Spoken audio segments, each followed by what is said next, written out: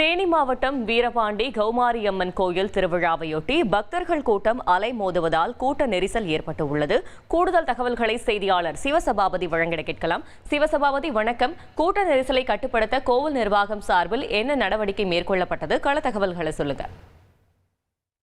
தேனி மாவட்டத்தில் இருக்க வீரபாண்டி கௌமாரியம்மன் கோயில் பாத்தீங்கன்னா புகழ்பெற்ற கோயில்னே சொல்லலாம். அதாவது இந்த கோயில் பாத்தீங்கன்னா இங்க சுத்தி இருக்கிற ஒரு 3-4 மாவட்டங்களுக்கு மட்டும் இல்லாம கேரளாவில் இருக்க இடுக்கி மாவட்ட மக்களும் இந்த திருவிழாவின் போது அடிக்கடி அதிக அளவுல இங்க இந்த சாமியை வணங்குறது வழக்கம்.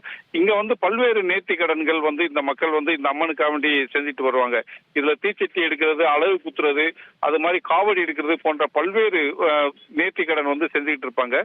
கடந்த ஒரு 10 தினங்களுக்கு முன்பாக இந்த திருவிழா ஆரம்பிப்பதற்காக கொடிக்கம்பம் ஊற்றப்பட்டு அந்த கொடிக்கம்பத்துல தண்ணீர் ஊற்றும் நிகழ்வு தற்பொழுது நடந்துகிட்டு இருக்கு. இதற்காக பாத்தீங்கன்னா தினந்தோறும் ஆயிரக்கணக்கான மக்கள்கள் தேனி மாவட்டத்திலிருந்து கொடிக்கம்பத்துக்கு தண்ணி ஊத்திக்கிட்டு இருக்காங்க. இதற்கு பாத்தீங்கன்னா அந்த கோயில் இந்து அறநிலைத்துறை சார்பாக எந்த ஒரு போதிய பாதுகாப்பும் வழங்கப்படல அப்படின்னு சொல்லலாம்.